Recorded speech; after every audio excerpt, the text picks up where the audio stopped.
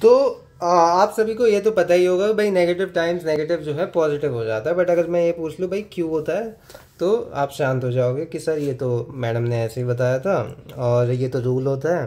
ठीक है, ऐसे ऐसे आंसर आता है। बट ये मैथ्स है तो हर चीज़ के पीछे ना रीज़न होता है। कोई भी चीज़ हो या कोई भी रूल हो या कुछ भी हो, वो कहीं ना कहीं से उसके पीछे रीज़न ज़रूर होता है, प्रूफ ज़रूर होता है। तो आइए इसके पीछे भी जान लेते हैं क्या रीज़न रहा होगा।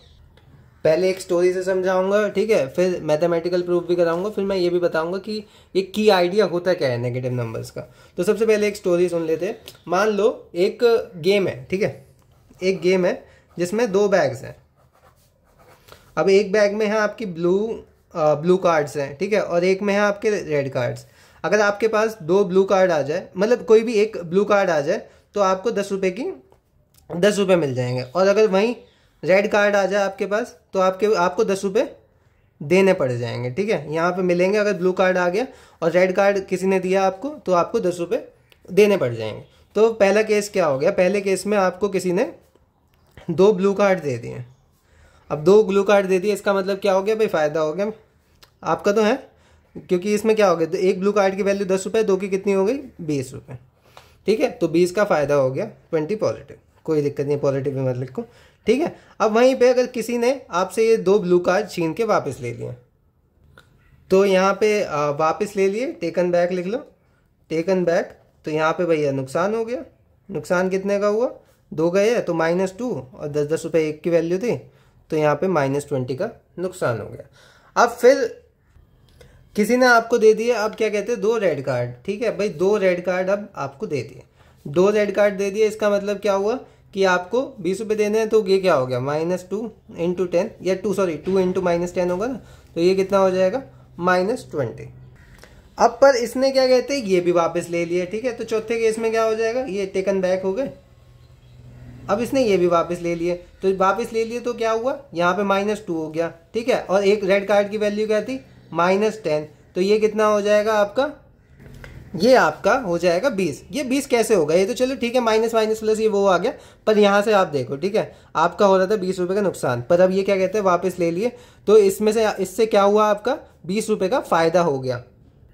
ठीक है, यहाँ पे कुछ समझ में आया कि क्या खेल का चला है। सबसे पहली बात, एक ब्लू की पॉजिटिव वैल्यू थी, एक ब्लू कार्ड की, और यहाँ पे उसकी थी 10 रुपये। तो यहाँ पे अगर 2 ब्लू कार्ड किसी ने आपको दे दिए, तो ये क्या हो जाएगा, 2 × 10। ठीक है, +2 है और पॉजिटिव 10 है, यहाँ तक कोई दिक्कत नहीं। अब ये 2 ब्लू कार्ड जो दिए थे वो वापस ले लिए। अब इसमें क्या हुआ, -2 हो गए आप पे ब्लू कार्ड्स, तो -2 × एक ब्लू कार्ड की वैल्यू +10 थी, तो ये हो गया -20। ठीक है, यहाँ पे घाटा हो गया। अब एक रेड कार्ड की वैल्यू है -10। ठीक है, -10 वैल्यू है और 2 रेड कार्ड आपको दिए, तो यहाँ पे +2 हो गया और -10 हो गया, तो यहाँ पे -20 का आपका लॉस है। अब वहीं पे ये 2 रेड कार्ड भी वापस ले लिए, तो यहाँ पे वैल्यू कितनी हो गई, -2 हो गई, क्योंकि 2 वापस ले लिया। और एक रेड कार्ड की वैल्यू कितनी थी, -10, क्योंकि यहाँ पे ये दोनों सेम है, यहाँ पे ये दोनों सेम रहेंगे भाई, जो रेड कार्ड की वैल्यू थी। अब टेकन बैक लिए, तो यहाँ पे 20 आ गया। तो ये तो मैं 20 कैसे आया, मैं वैसे बता दूँ कि यहाँ से आप पे -20 का वो लॉस हो रहा था, पर अगर यही कोई क्या कहते हैं वापस ले ले, तो आपका तो 20 का मुनाफा हो जाएगा ना। जैसे यहाँ पे 20 का प्रॉफिट हो रहा था, पर वो वापस ले लिया, तो डबल करके -20 का आपको लॉस हो रहा था। वहीं उसी प्रकार से -20 का आपको लॉस हो रहा था, तो यहाँ पे 20 का और प्रॉफिट हो गया जब उसने 2 रेड कार्ड जो है वापस लिए। ठीक है, इस प्रकार से यहाँ पे क्या कहते हैं, मतलब अगर मैं ये करके भी ना दिखाता, ये भी छोड़ देता, ऐसे समझ में आता, तो यहाँ से आप समझ जाते। पर यहाँ पे वैल्यू रख दी ना, तो आपको और अच्छे से समझ में आ गया कि नेगेटिव नेगेटिव आपका पॉजिटिव क्यों होता है। और ये जो की आइडिया होता है ना नेगेटिव नंबर का, ये कभी भी अमाउंट को रिप्रेजेंट नहीं करता, ठीक है, क्योंकि आप ये नहीं कह सकते कि भाई मैंने -4 मैंगोज है मेरे पास, या -4 कुछ है, तो ठीक है, तो इसका हमेशा चेंज रिप्रेजेंट करता है कि कितना चेंज है। ठीक है, तो उस हिसाब से ये देखना है, इसे अमाउंट के उससे कभी भी मत देखा करो। जो भी नेगेटिव नंबर्स होते हैं हमेशा चेंज बताते हैं कि कितना चेंज हुआ।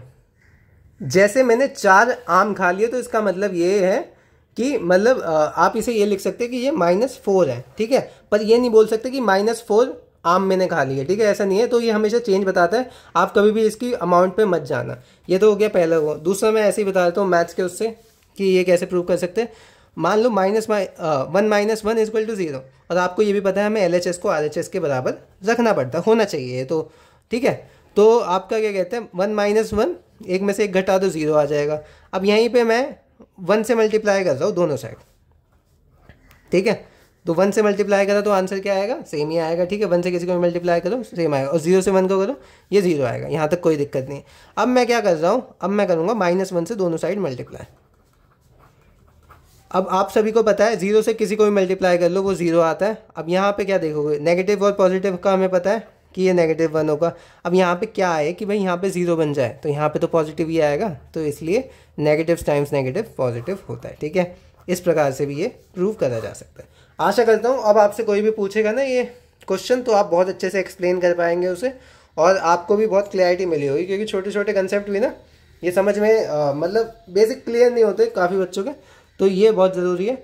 अब मैं नेक्स्ट वीडियो में बताऊंगा कि किसी की भी पावर 0, जैसे 1 टू द पावर 0 या 3 टू द पावर 0, किसी की पावर 0 1 क्यों होता है, ये तो पता है क्यों होता है, पर वाई, ठीक है। अगर आपको ये वीडियोस इंटरेस्टिंग लग रही हो तो जरूर सब्सक्राइब करें चैनल को और मेरा मनोबल जरूर बढ़ाएं। तो thank you guys for watching this video, I will meet you in the next video, till then good bye.